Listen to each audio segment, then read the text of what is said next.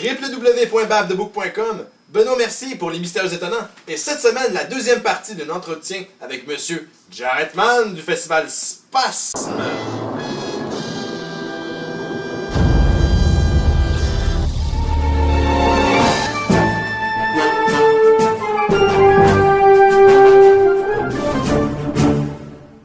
Samedi dernier, le 16, c'était l'édition 4 de Combat québécois. Puis, comme je t'en ai parlé un peu avant qu'on enregistre, moi j'ai vraiment été mis sur le cul en regardant les films qui étaient là. La qualité des films par rapport aux autres éditions, ça enlève rien aux autres éditions, mais le cran n'arrête pas de monter. Puis d'ailleurs, je pense qu'on peut déceler un peu cette tendance-là dans les films. Deux questions. Ben, je vais commencer par la première. T'attribues ça à quoi, la qualité? Est-ce que c'est juste le fait que le festival est plus populaire, ça va rejoindre plus de gens soumettent des films, ou c'est les cinéastes qui étaient là au début qui ont appris vraiment sur le tas à faire du cinéma? J'y vais tout de suite. Vas-y, tu gardes ta deuxième question. Je garde ma deuxième question en tête. Ça va chercher plus large, oui, mais je pense pas que c'est ça. C'est deux choses. Numéro un, indéniable, c'est les moyens techniques. La démocratisation des outils qu'on parlait. Qui a donné naissance au festival, parce que sinon, oublie ça, ça pourrait pas exister, ou ça serait tourné en VHS, monter sur des VHS comme il y a 20 ans. Mais c'est vraiment à cause des nouvelles technologies. Mais encore plus, c'est ça, oui, ça fait que le festival a pu voir le jour, puis qu'il y a du court-métrage, puis plein de cinéma indépendant, pas juste du court-métrage, mais du cinéma indépendant en général. Mais c'est que ça n'arrête pas de s'améliorer.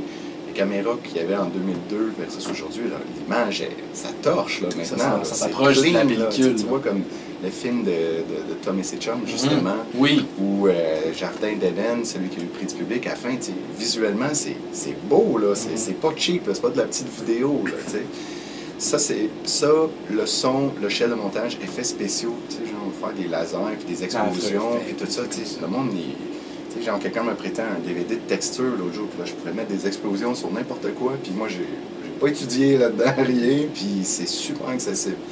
Ça fait que, à la place d'avoir quelqu'un qui prend une puff de smoke, puis fait aller de la boucane, puis lance quelque chose pour faire une explosion, mais tu peux carrément avoir une explosion d'ajouter. Fait que ça, tu viens de t'ajouter plein d'effets, plein d'affaires. Et oui, exactement, ceux qui ont fait les films au début, samedi, tu avais du Patrick Boivin, tu avais du 69, Roadkill Superstar. J'en oublie, là, il faudrait que je fasse le tour, mais je viens d'en nommer 3 gros qui étaient là dès la deuxième édition. Fait qu'eux constant à faire leur film, puis les gens, quand ils viennent à Space, ben, c'est motivant. Ceux qui viennent une année et qui ont l'expérience d'avoir 500 personnes qui gueulent après leur film, ben, ils veulent être là l'année d'après, c'est sûr. Là, ils veulent, c'est dans un challenge, là. C'est ça. Ils veulent l'avoir à l'écran. Parce que là, quand tu as goûté une fois, puis l'année après, si ton film n'est pas pris, c'est plate. Mais ça, c'est un bon exemple, Roadkill, parce que la soirée de Bagman qu'il y a eu l'année dernière, des premiers films qu'ils ont présentés en début de soirée jusqu'au dernier à la fin, qui étaient les plus récents. Je pense qu'il y avait quand même une ordre chronologique. Tout à fait. On voyait le style, on voyait qu'il manquait encore les moyens techniques qu'on parle. Ils n'étaient pas là. Mais au fur et à mesure, ils ont développé leur style, mais l'essentiel il était toujours là. Puis on le voit, comme on n'a pas joué Deux Morts, qui est le premier film que je vois Space 2, puis là tu vois que c'est vraiment une caméra cheap. Esthétique. La caméra est cheap, puis lui, il prenait du jus de tomate pour faire leur brûlait les yeux.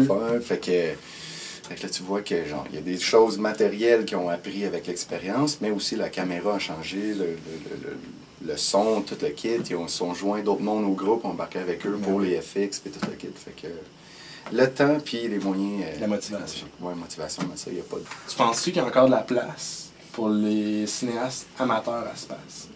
Des gens qui faisaient des films quand ils en faisaient il y a 2 ans, mettons. Ben, le monde qui est quelqu'un qui n'a jamais fait un film, je leur invite à l'envoyer. C'est sûr que s'ils voient que leur film ne fit pas, ils peuvent l'envoyer pareil s'ils veulent avoir du comeback, je sais pas trop, avoir des commentaires. Mais on ne sait jamais, tu sais. Ça peut être ton premier film, puis tout à coup, la vibe était bonne, puis tu avais une bonne idée, puis tout est tombé en place, puis c'est super hot, tu sais. Des fois, il faut que je prenne pas un film de quelqu'un qui a déjà eu 2, 3 à se passer. Ça, c'est pénible à faire, mais je peux pas casser le milieu d'une soirée avec un film de 15 minutes s'il n'est pas en hauteur. Fait que oui, il y a encore de la place. Il y a moins de place, c'est vrai, parce que c'est pas par choix, c'est parce que la qualité a augmenté. C'est une soirée, ultimement, qui vend le festival pour le reste de l'année.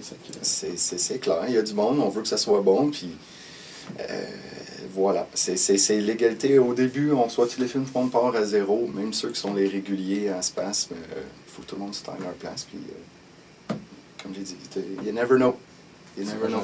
Ça peut être ton premier film, puis ça va être ton meilleur avis ou ça va être ton pire. Puis ça, c'est quelque chose d'ailleurs, il faut dire aux gens, souvent ils font leur film, puis ils paniquent, puis ils mettent tout, puis il faut que ça soit parfait, puis ils arrêtent jamais, puis nanana, puis tu sais, genre. La fin, c'est que ça sera pas nécessairement le film de ta vie, celui-ci. Donne-toi à fond, mais tu vas en faire un autre après, tu sais. Tu vas en faire un autre après ça, puis tu sais, des fois, là, on s'arrête tellement à ça, puis c'est comme, je peux pas tourner, ben j'ai pas telle affaire, puis je vais pas changer ça dans mon scénario, c'est ça, là, mais c'est comme, ben là, tu feras rien dans ce cas-là, tu sais, puis fonce, puis ça donnera ce que ça donnera, puis des fois c'est bon, des fois c'est moins bon, mais si ça donnait exactement ce que tu avais imaginé dans ta tête, ben tout le monde ferait du cinéma, puis ça serait facile, mais c'est pas facile. C'est ça la beauté. Ça reste un art. Tout à fait. Là, le festival a changé depuis des années. Avant, c'était comme une soirée. Oui, merci. Et, ben, plus tard, comment tu vois? Est-ce que Space va se lancer dans de la production de films? De la production de contenu? Tout le monde... c'est une question qui revient souvent. Ouais. Parce que je pense que les gens, ils voudraient. Ouais, j'aimerais ça. Puis moi, je le voudrais. Puis je pense que ça semble être une avenue qui semblerait être logique, mais... quand on a commencé le festival, on était très naïfs. On était en train de produire notre premier film, justement, moi, mes collègues. Et, le chalet, c'est ça? Oui, exactement. Puis on était comme ça, le chalet, c'est supposé être un de plusieurs. Tu sais. Oh, on se disait, hey, on va faire un festival, puis des événements, on va ramasser du cash, puis on va faire des films. Yeah, right. Tu sais, c'est pas ça. Finalement, il faut faire des soirées pour financer le festival, puis il n'y a plus personne dans nous qui fait des films. Fait que c'est économique, les contraintes. Donc, temps et argent, mais pour moi, c'est la même affaire. Fait que j'aimerais ça, mais c'est pas à court terme. Il y a déjà eu des flirts avec différents projets, mais c'est tout le temps. C'est pas évident. Ça reste en l'air. Parce que tout ce qui est culturel au Québec est subventionné. Oui. Sauf nous autres. Ka-ching! Mais c'est ça, fait que c'est vraiment difficile. Mais on n'est pas les seuls, c'est pas vrai. Il y a plein de gens qui font des affaires dans tous les domaines, que ce soit théâtre, whatever, qu'il y a du monde qui vont se donner. Mais un film, ça coûte vraiment cher, puis c'est très long à monter. C'est pas comme faire une toile, c'est pas... ça implique plein de gens, tout. Fait que c'est compliqué, c'est pas facile. On a essayé pour le Bagman de le pousser. Le projet, il est pas mort, mais il a déjà été plus fort, disons. Fait que... On va voir. Mon souhait serait que le festival survive après moi. Je pense que ça serait pas mal ça. Parce que genre, le festival est remis... à chaque année, c'est à recommencer. Et il n'y a pas de certitude, il n'y a pas de... À chaque année, c'est comme... Il y a quelque part qu'on se demande est-ce qu'on va être encore là l'année d'après. Fait que c'est fragile. Ouais. Okay.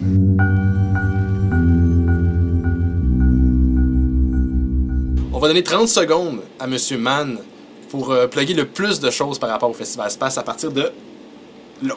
Je vous plug mon bureau en fait. Horreur de l'espace 1, volume 2, volume 3, science-fiction volume 1, action volume 1. Ça c'est mon film Le Chalet. Ça c'est Isabelle Grondin, Tom et ses chums, Carniard, Le Bagman, Toto Fury, le Jazz Bark ici. Ça c'est François Mercier, c'était écœurant. Dead Cat Film, ça c'est Black Taboo, un film de skate. C'est vraiment cool, skateboard. Des kinos ici, Olivier Dubois il fait des films malades. Ça c'est l'affiche du Festival Space, Donald Caron qui a fait l'illustration comme toujours, débile, Total Crap et partout. Ça aussi c'est l'affiche qu'il a faite ici. Le prochain Total Crap. C'est beau. Fini. 30 secondes.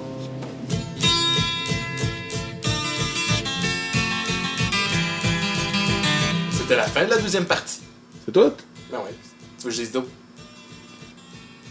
Je sais pas quoi écouter entre Fu Manchu et le vampire. C'est une idée? Le vampire. Ouais, classique. C'est...